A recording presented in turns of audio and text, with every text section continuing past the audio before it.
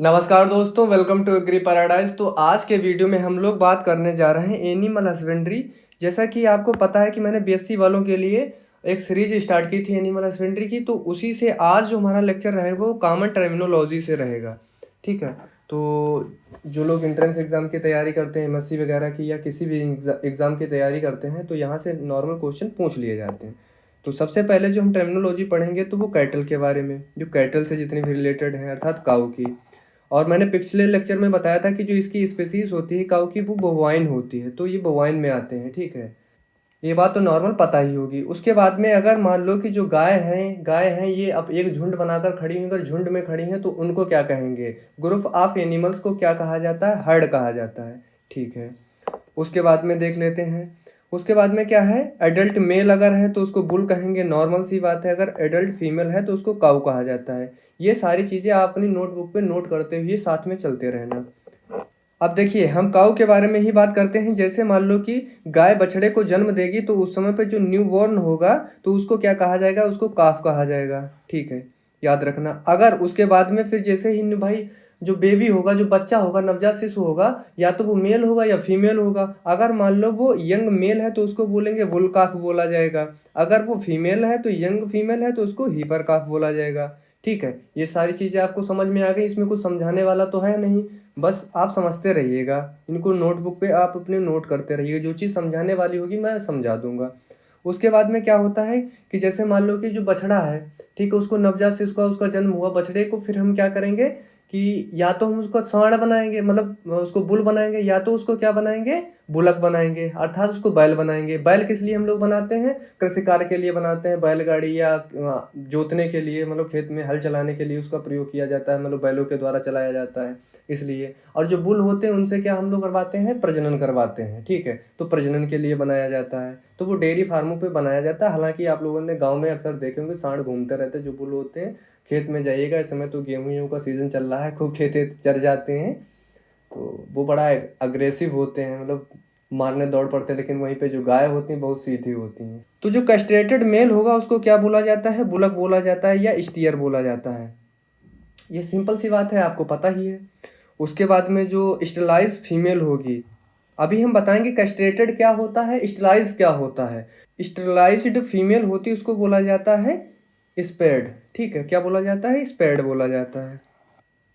अब हम लोग देखेंगे कि कैस्ट्रेशन क्या होता है। अगर हम कैस्ट्रेशन की बात करें तो आपको पता होगा कि जो मेल होता है, मेल बुल होता है, मेल बुल, तो उसके जो रिप्रोडक्टिव ऑर्गन क्या होते हैं? वो उसके होते हैं अंडकोश, मतलब टेस्टिस होते हैं। इनमें एक हार्मोन बनता है, हार्मोन होता है, वो आप सभी लोगों को पता है कि हम लोगों के अंदर भी बनता है। उसका क्या नाम होता है? टेस्टोस्टेरोन होता है। टेस्टोस्टेरोन हार्मोन होता है, ये क्या करता है? सेक्सुअलिटी को बढ़ाता है और फर्टिलिटी को बढ़ाता है, मतलब आप समझ गए होंगे। तो इनका क्या काम होता है? फर्टिलिटी को बढ़ाना, फर्टिलिटी को बढ़ाना इसका काम होता है। ठीक है, ये क्या होता है? आपको पता है कि ये मेल हार्मोन होता है, ये भी याद रखना, मतलब कि बुल के अंदर बनेगा, मेल हार्मोन होता है। और ये जो होता है, ये जो टेस्टोस्टेरोन हार्मोन होता है, ये बनता कहाँ है? ये टेस्टिस के अंदर बनता है। ठीक है, अब इसका हमको करना है कैस्ट्रेशन, तो कैसे करेंगे? इसके 3 मेथड होते हैं। 3 मेथड कौन से होते हैं, एक एक करके देख लेते हैं। सबसे पहले अगर हम मेथड की बात करें तो आपको पता होगा कि चाकू के द्वारा होता है। ठीक है, ये जो चाकू के द्वारा होता है ये कैसा होता है? इसमें ब्लड बहुत ज़्यादा बहता है, जानवर बहुत ज़्यादा परेशान होता है, क्योंकि जो जानवर होते हैं वो हम लोगों के जैसे ही होते हैं, जीवित होते हैं। हम जैसे हमारे अंदर खून होता है, उनके अंदर खून होता है, हड्डियाँ होती हैं, मेरे अंदर हड्डियाँ होती हैं, मतलब हम लोगों के जैसे ही होते हैं, तो उनको भी दर्द होता है। तो ये जो होता है, जो चाकू के द्वारा उनके जो टेस्टिस होते हैं उनको निकाला जाता है। ठीक है, तो इससे क्या होता है? उनको बहुत ज़्यादा दर्द होता है, पेन होता है। तो ये बहुत, मतलब अच्छी चीज़ नहीं है, बहुत बेकार चीज़ मानी जाती है। तो इसका बहुत कम यूज़ होता है, इसका यूज़ नहीं किया जाता, तो ये अच्छा मेथड नहीं है। उसके बाद में ये पहला हो जाएगा। दूसरे की अगर हम बात करें, जो दूसरा मेथड होता है बर्डिजो। बर्डिजो मेथड जो होता है ये कैसा होता है? ये ब्लडलेस होता है, इसमें किसी भी प्रकार का खून खराबा नहीं होता, ब्लडलेस होता है, और मोस्टली इसी का यूज़ किया जाता है। मोस्ट कॉमन मेथड है ये, ठीक है। इसका सबसे ज़्यादा यूज़ किया जाता है।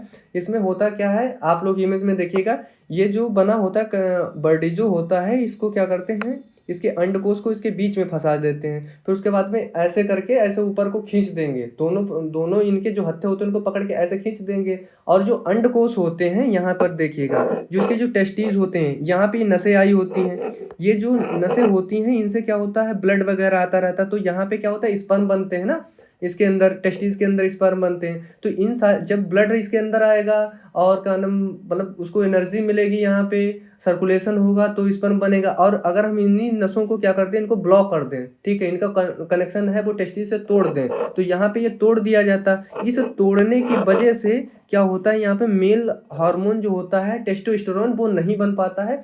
तो इसीलिए वो क्या बन जाएगा, वो बैल बन जाएगा, मतलब वो बुलक बन जाता है, ठीक है, बैल बन जाता है। ये चीज़ यहाँ पे मैं समझाने की कोशिश कर रहा था, आशा करता हूँ समझ में आ गई होगी। उसके बाद में जो तीसरा मेथड है, तो ये क्या किया जाता है, ये आपका जो रबड़ बैंड होते हैं उनके द्वारा किया जाता है। तो इसीलिए इसको बेंडिंग मेथड बोला जाता है, बेंडिंग, ठीक है, रबड़ बैंड के द्वारा किया जाता है। तो ये भी कैसा होता है, ब्लडलेस होता है, इसमें भी किसी भी प्रकार का खून खराबा नहीं होता है, ब्लडलेस बोला जाता है। और इलास्टेटर के द्वारा, ये जो यंत्र आप देख पा रहे होंगे, अभी मैं ये बात बताऊंगा, इलास्टेटर जो होता है, जो ये इलास्टेटर होता है, इसमें क्या किया जाती है, ये रबड़ बैंड को लेकर ये जो रबड़ बैंड आप लोग देख पा रहे होंगे, ये रबड़ बैंड लेकर इलास्टेटर के अंदर ऐसे फंसा दी जाती है और बढ़ जाती है। रबड़ बैंड जब बढ़ जाएगी उसके बाद में जो, जैसे मान लो ये अंडकोश है, टेस्टीज हैं, और इनमें क्या करेंगे, ऐसे पो देंगे और पोने के बाद में छोड़ देते हैं। तब जब छोड़ देंगे तो आप यहाँ पे देखिएगा, यहाँ से जो नसें होती हैं वो ब्लॉक हो जाएंगी, जहाँ से ब्लड सर्कुलेशन वगैरह होता है, ठीक है, टेस्टोस्टेरोन जो हार्मोन बनता है, तो वो ब्लॉक होने से वो नहीं बन पाएगा। उसको जब ब्लड वगैरह, उसको सारी चीज़ें नहीं मिल पाएंगी, नसें ब्लॉक हो जाएंगी, तो जाहिर सी बात है वो बंद हो जाएगा। तो ये भी ब्लडलेस होता है और बहुत अच्छा मेथड माना जाता है। सबसे ज़्यादा अगर पूछा जाता है तो बड़ीजो वाला पूछा जाता है, दूसरा मेथड, तो ये आपको याद रखना है, ठीक है। आशा करता हूँ ये सारी चीज़ें आपको समझ में आई होंगी। एक नॉर्मल सी बात होती है, एग्जामिनर कभी कभी आप लोगों से एग्जाम में पूछ देता है कि भाई हम कैस्ट्रेशन है वो क्यों करते हैं, क्यों करते हैं, क्या रीज़न है उसका करने के लिए। तो अगर बात की जाए तो रीज़न ऑफ ए कैस्ट्रेशन क्यों करते हैं, रीज़न ऑफ कैस्ट्रेशन क्यों करते हैं, देखिएगा। अब क्या होता है, जैसा कि मैंने बताया कि जो टेस्टोस्टेरोन हार्मोन होता है, ये क्या होता है, बहुत अग्रेसिव अपना आ जाती है। जैसे बहुत लोग क्या है, मतलब नॉर्मली क्या होता है, जो मेल होते हैं वो लड़ने में बहुत आगे होते हैं। चाहे आप सांड को ले लीजिए, अगर गाय मान लो रोड पे बैठी है तो आप उसको डंडा मारेंगे या उसको भगाएंगे तो वो भाग जाती है। लेकिन वहीं पे अगर बुल बैठा है तो अगर आप बुल के पास जाएंगे तो बुल आपको मारने के लिए दौड़ पड़ता है, क्योंकि वो बहुत अग्रेसिव होता है। तो वो क्यों होता है, क्योंकि टेस्टोस्टेरोन हार्मोन की वजह से होता है, वो अग्रेसिव हो जाता है। ऐसे ही हम लोगों में, मनुष्यों में भी ऐसा ही होता है। तो ज़्यादा जो अग्रेसिव होगा उसके अंदर ज़्यादा से ज़्यादा टेस्टोस्टेरोन हार्मोन बनते हैं, ठीक है। सबसे पहले अगर रीज़न आपसे पूछा जाए तो आप वहाँ पे क्या बताएंगे, बताएंगे कि reduce the aggressiveness in animal, reduce the aggressiveness in animal, मतलब कि एनिमल में जो अग्रेसिव पना होता है, जो मेल में होता है, मेल में उसको क्या करना, कम करने के लिए हम लोग उसको क्या कर देते हैं, उसका कैस्ट्रेशन कर देते हैं, अर्थात वधियाकरण कर दिया जाता है। ये चीज़ आपको समझ में आ गई। दूसरा, अगर बस दो ही आपको याद रखना, दूसरा क्या है कि जो सेक्सुअलिटी होता है उसको कम कर दिया जाता है, उसको ख़त्म ही कर दिया जाता है। इसको रिड्यूस क्या बोलेंगे, इसको ख़त्म ही बोलते हैं, रिड्यूस सेक्सुअलिटी, सेक्सुअलिटी को बिल्कुल ख़त्म कर दिया जाता है, ठीक है। तो ये दो रीज़न हो जाते हैं। नॉर्मल क्वेश्चन जैसे कभी कभार क्या है, पूछ देंगे कि भाई इसका टाइम बताइए, किस टाइम पे करते हैं, भाई कैस्ट्रेशन का टाइम ही होगा। ऐसे जैसे क्या होता है कि कैस्ट्रेशन जब होता है तो वो जब बच्चा छोटा होता है, मतलब कि उसका कम दिन का हो, जब वो जैसे उसका जन्म होगा वो 8-10 दिन का या ऐसे कुछ दिन होते हैं, ठीक है। वो सारी चीज़ें मैं लास्ट में बताऊंगा, अगला जब वीडियो आएगा तो उसमें मैं टाइमिंग भी बताऊंगा, अभी सिर्फ चीज़ें समझिएगा। तो वहाँ पे क्या होता है कि जैसे हम लोग छोटे होते हैं, अगर कोई हाथ पैर टूट जाता है, कुछ हो जाता है, तो घर वाले क्या कहते हैं कि अभी सही हो जाएगा, या हम लोग सही भी जल्दी से जल्दी रिकवर हो जाते हैं। अगर मान लो कि हम बड़े हो गए हैं, मतलब बूढ़े हो गए, 40-45 साल के लगभग हो गए मान लो, अगर उस टाइम पे 60 साल में अगर हड्डी टूटती है तो वो जुड़ेगी उतनी आसानी से नहीं जुड़ेगी, ठीक है। तो इसीलिए जो होता है, तो कैस्ट्रेशन जो होता है वो कम एज में ही किया जाता है, ठीक है। फ्यू डेज ओल्ड, मतलब कि थोड़े दिन का, जैसे ही बच्चा हो, जैसे ही नवजात शिशु हो, उसका हम कैस्ट्रेशन कर देंगे। ठीक है। कैस्ट्रेशन जो विदेशों में है वो, देखो थोड़ी सी चीज़ और समझिए, कैस्ट्रेशन जो होता है वो विदेशों में इसलिए किया जाता है, मांस पर्पज के लिए ज़्यादा से ज़्यादा किया जाता है। और जो हमारे इंडिया में, तो आप भारत में करके लोग देखते ही हो कि अजर्रा गाय और सांड घूमते रहते हैं। ठीक है। तो कौन है कैस्ट्रेशन करता है, बड़े बड़े डेयरी फार्मों में कैस्ट्रेशन होता है, और उसके बाद में उनका क्या, बैल बना लिए जाते हैं, अच्छे नस्ल के होते हैं। और बड़े बड़े डेयरी फार्मों में जो गाय होती हैं उनका प्रजनन कराने के लिए उनको बुल मतलब सांड बना दिया जाता है। तो ये चीज़ आपको नॉर्मल पता ही है, कोई बताने वाली बात नहीं है। एक इम्पॉर्टेंट बात और यहाँ पे समझिएगा, नोट डाल लीजिएगा, क्रिप्टॉर्चिड, ये एक टर्मिनोलॉजी है, क्रिप्टॉर्चिड। ये क्रिप्टॉर्चिड क्या होती है, इस चीज़ को समझिएगा। ये जो क्रिप्टॉर्चिड होती है, जैसे कि हम लोगों का जब जन्म होता है या जानवरों का जो जन्म होता है, तो जो टेस्टीज होते हैं तो उस समय पे हम लोगों के बाहर नहीं होते हैं, और ना ही कन्म उसमें कन्म एनिमल्स में ऐसा होता है, मतलब जानवरों में होता है। उस समय पे जन्म से पहले जो हमारे टेस्टीज होते हैं वो हमारे शरीर के अंदर होते हैं। अब देखिएगा इमेज यहाँ पे देखिएगा, ये क्या है, ये हमारे क्या है, टेस्टीज हैं। ये क्या है, टेस्टीज है। ये इस वाले कलर से समझिएगा, ये टेस्टीज है। ठीक है, ये टेस्टीज है। अब ये टेस्टीज जन्म से पहले क्या होते हैं, ऊपर होते हैं, यहाँ होते हैं। मान लो यहाँ पे मान लेते हैं, इसके नीचे नहीं आए होते हैं, तो टेस्टीज ऊपर होते हैं। अब ऊपर होते हैं तो यहाँ पे कभी कभार क्या होता है, जो क्रिप्टॉर्चिड होता है, क्रिप्टॉर्चिड में क्या होता है कि जो टेस्टीज होंगे, ठीक है, टेस्टीज कितने होते हैं, दो होते हैं नॉर्मली, इंसानों में और एनिमल्स में भी दोनों होते हैं। अब इसमें से मान लो एक बाहर आया है या दोनों बाहर नहीं, मतलब एक बाहर आया है और एक ऊपर ही रह गया, हो सकता है कि दोनों ऊपर ही रह गए हों, दोनों टेस्टीज नीचे नीचे नहीं आए हैं। ठीक है। तो इस कंडीशन में इसको क्या बोला जाता है, क्रिप्टॉर्चिड बोला जाता है। इसके जो ये जो टर्मिनोलॉजी इसमें प्रयोग की जाती है वो क्रिप्टॉर्चिड प्रयोग की जाती है। ये जो समस्या होती है वो आपकी जन्मजात से हो सकती है। ठीक है, हेरिटेबल हो सकती है, हेरिटेबल समस्या।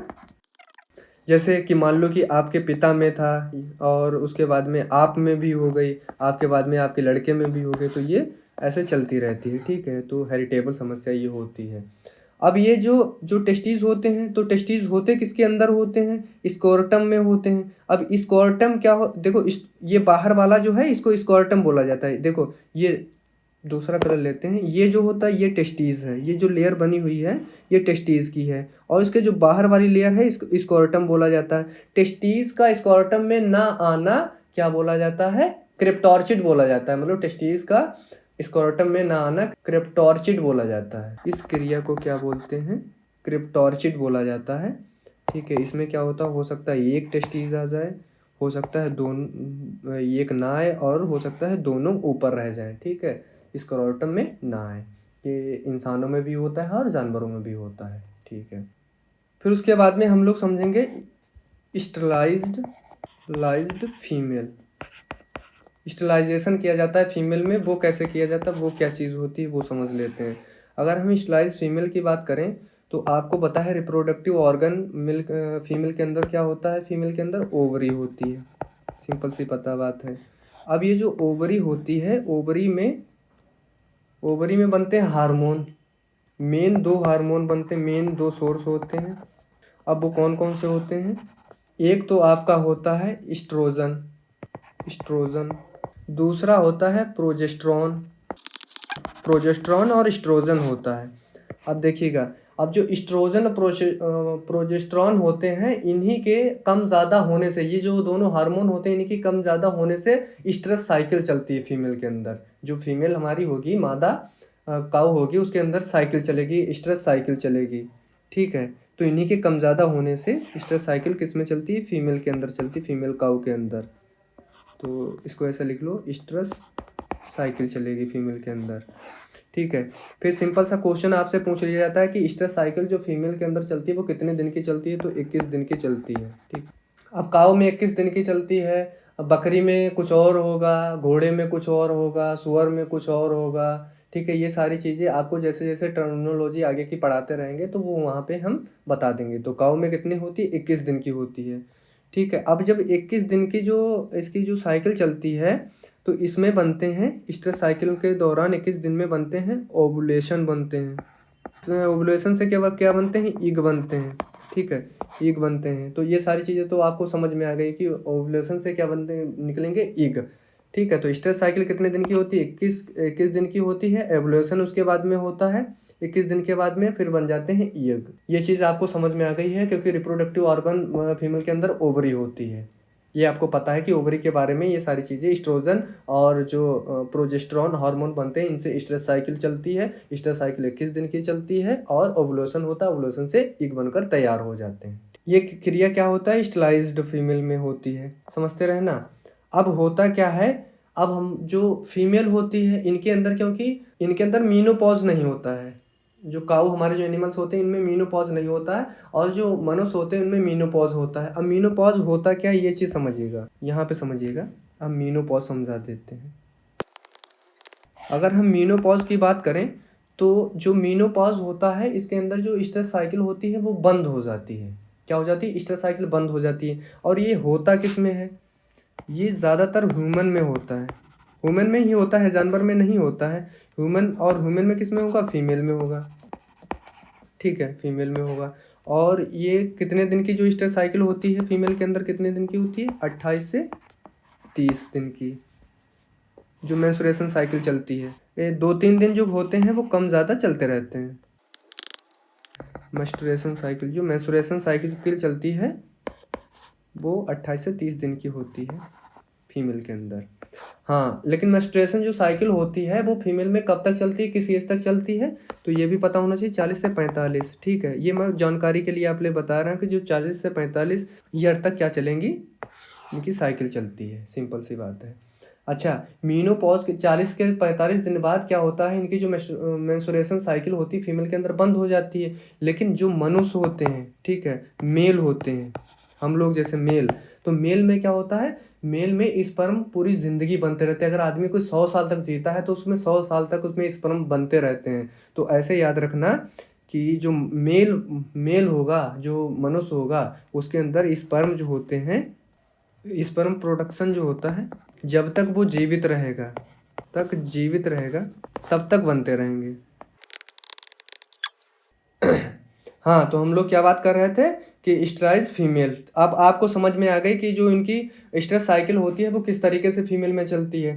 अब मान लो हमारी जो गाय है, ठीक है, गाय को कोई हो गई है बीमारी, ठीक है, अब बीमारी हो गई है, या हम गाय हमारी बहुत ज़्यादा मतलब बूढ़ी हो गई है, तो उसका क्या करेंगे, हमको क्या करना है, जो उसका जो ओवेरी है उसको बाहर निकालना है। गाय की ओवेरी निकालनी है। कभी कभार क्या होता है, जो ओवेरी में कोई बीमारी आ जाती है तो विदेशों में अक्सर ये क्रियाएं होती हैं, तो उसकी ओवेरी निकाल दी जाती है, तो कोई दिक्कत नहीं होती है। अगर मान लो बूढ़ी हो गई है गाय, मतलब उसकी एज ज़्यादा हो गई है, तो उसकी ओवेरी निकाल दी जाती है, तो मांस पर्पज़ के लिए या बाद में प्रयोग की जाए या जो भी हो, ठीक है। तो ओवेरी को निकालना क्या कहलाता है, स्टलाइज फीमेल कहलाती है काऊ के अंदर। तो इसको निकाला कैसे जाता है, सर्जिकल के द्वारा, सर्जिकल के दौरान निकाला जाता है, ठीक है। तो इस क्रिया को हम लोग क्या बोलेंगे, स्टरलाइज्ड फीमेल, स्टरलाइज्ड फीमेल, ये काऊ में किया जाता है। तो आपको सिंपल सा याद रखना, काऊ की जो ओवेरी होती है उसको निकाल देना ही क्या कहलाता है, स्टरलाइज्ड फीमेल कहलाता है, ठीक है। इतनी चीज़ आपको समझ में आ गई होगी, आशा करता हूँ। अगर किसी भी प्रकार का डाउट होता है तो कमेंट करके ज़रूर बताना। एक और भी बहुत ज़्यादा कॉमन जो टर्मिनोलॉजी है, आप लोगों को पता नहीं होगी तो बता देते हैं, क्योंकि एग्ज़ाम में हो सकता है इस तरीके से टर्मिनोलॉजी पूछ जाएगी, क्योंकि अगर टफ क्वेश्चन बनता है तो कौन सी एक टर्मिनोलॉजी है वो देख लेते हैं। जब हम गाय गाय के बारे में सारी टर्मिनोलॉजी पढ़ ही रहे हैं तो इसको भी पढ़ ही लेते हैं। एक होती है फ्री मार्टिन, फ्री मार्टिन, या तो इसको दूसरे नाम से जानते हैं मार्टिन हीफर। ये क्या बला होती है, ये क्या चीज़ होती है, इसको समझते हैं अच्छी तरीके से। अब ये जो बीमारी होती है, एक बीमारी एक टाइप की होती है। इसमें क्या होता है, सेक्सुअल एबनॉर्मेलिटी आ जाती है। क्या आ जाती है, सेक्सुअल जो एबनॉर्मेलिटी होती है, ये जो बीमारी होगी ये जन्मजात बीमारी होगी। जो पशु के अंदर, जो गाय के अंदर आती है, वो क्या होती है, ये जन्मजात बीमारी होती है, सेक्सुअल एबनॉर्मेलिटी आ जाती है। तो ये चीज़ याद रखनी। अब देखिए ये कैसे होगी, जैसे मान लो कि काऊ है हमारी, गाय है।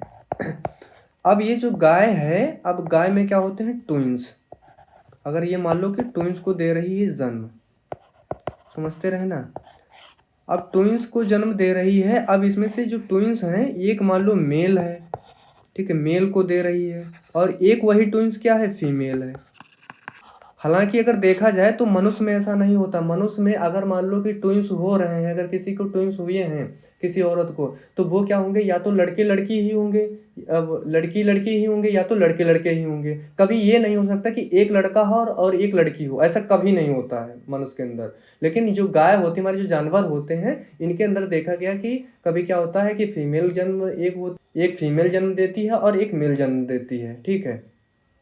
पशुओं में क्या होता है, कभी कभार क्या ये देखने को मिलता है कि मेल और फीमेल दोनों को जन्म देती है, ठीक है। तो ये चीज़ समझिएगा। हालांकि मनुष्य में तो ऐसा नहीं होता है। तब यहाँ पे क्या होगा, अब देखिएगा, अब जो मेल और फीमेल होंगे, जो जहाँ पे रहेंगे, जो यूट्रस के अंदर रहेंगे, भाई यूट्रस के अंदर जो इनका सोर्स होगा रहने का, वो क्या होगा, यूट्रस ही होगा। अब यूट्रस में जो एक सेम यूट्रस में ये दोनों का जन्म हो रहा है, मतलब दोनों सेम यूट्रस के अंदर है, मतलब सेम यूट्रस के अंदर है, मेल और फीमेल। अब यहाँ से ट्विस्ट समझिएगा क्या होगा।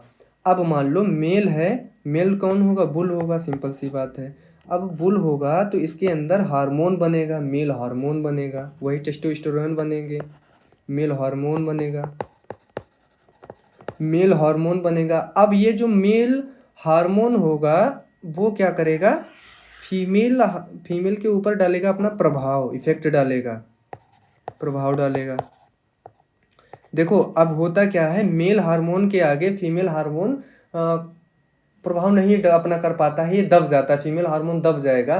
तो इस दौरान क्या होगा, जो फीमेल होगी वो फीमेल पैदा तो होगी, देखिएगा यहाँ पे समझिएगा, फीमेल पैदा तो होगी, लेकिन वो कभी भी रिप्रोडक्शन नहीं कर पाएगी, मतलब बच्चे को जन्म नहीं दे सकती, ये कभी भी कोई भी बच्चा पैदा नहीं कर सकती, ठीक है। ये फीमेल होगी तो, लेकिन ये पैदा नहीं कर सकती, ठीक है, ये चीज़ समझिएगा। तो इसको हम लोग बोल सकते हैं, इस फीमेल को बोल सकते हैं non functional reproductive part due to male hormone. क्योंकि मेल हार्मोन की वजह से फीमेल हार्मोन प्रभाव नहीं कर पाता है, वो दब जाता है, तो इस वजह से पैदा तो फीमेल होगी, लेकिन वो कभी भी रिप्रोडक्टिव या रिप्रोडक्शन नहीं कर सकती, वो बच्चे को जन्म नहीं दे सकती है। तो ये बात आपको समझ में आ गई होगी। मनुष्य में मैंने अभी पहले ही बताया कि इसमें कभी नहीं होता है कि एक लड़का और एक लड़की को जन्म दिया जाए। अगर दोनों ट्विंस होंगी तो दोनों ट्विंस होंगे, लड़के लड़के ही और लड़की लड़के ही। तो यहाँ पे आप समझिएगा, जो फ्री मार्टिन होता है, ये मनुष्य में नहीं होता है। अच्छा, आपको एक चीज़ आपके दिमाग में आ रही होगी कि मैंने बताया कि जो फीमेल होगी वो तो पैदा तो फीमेल होगी, लेकिन वो रिप्रोडक्टिव मतलब रिप्रोडक्शन नहीं कर पाएगी। लेकिन मेल जो होगा वो नॉर्मल होगा, इसमें कोई किसी भी प्रकार की दिक्कत नहीं होगी, ये जो है प्रजनन कर लेगा, ठीक है। तो मेल क्या होगा, नॉर्मल होगा। तो ये चीज़ आपको अच्छी तरीके से समझ में आई होगी। अगर कोई डाउट होता है तो कमेंट करके ज़रूर बताना। उसके बाद में जैसा कि हम लोग कैटल के बारे में पढ़ रहे थे, कैटल में तो फिर उसके बाद में जो टर्मिनोलॉजी है, काफ एट फूट, जो नवजात शिशु होता है जब गाय के नीचे दूध पी रहा हो, ठीक है, दूध पी रहा हो, उसको बोला जाता है काफ एट फूट, ठीक है। ऐसा बहुत कम देखने को मिलता है, बहुत अच्छा होता है, शुभ माना जाता है, क्योंकि गाय हम लोगों की माता होती है तो इसीलिए शुभ माना जाता है।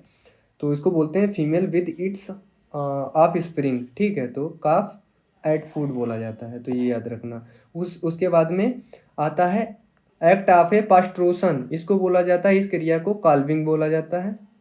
जिस समय पे जो गाय होती है वो जन्म दे रही होती है, नवजात शिशु को देखिएगा यहाँ पे जन्म दिया जाता है, इसका पास्टुरेशन बोला जाता है। तो जो ये क्रिया होगी इसको क्या बोला जाता है, काल्विंग गाँव के अंदर, कैल्विंग बोला जाता है गाय के अंदर, ठीक है। गाय की जो टर्मिनोलॉजी काल्विंग होती है, इसमें जब बच्चा जन्म दे रहा होता है, पास्टुरेशन होता है, तो उसको काल्विंग बोला जाता है, ओके। फिर उसके बाद में अब देखिएगा सर्विंग क्या होती है, एक्ट ऑफ ए मेटिंग, जब प्रजनन हो रहा था गाय और सांड के अंदर, जब प्रजनन किया जाता है के दौरान जब प्रजनन किया जाता है तो उस क्रिया को बोला जाता है सर्विंग।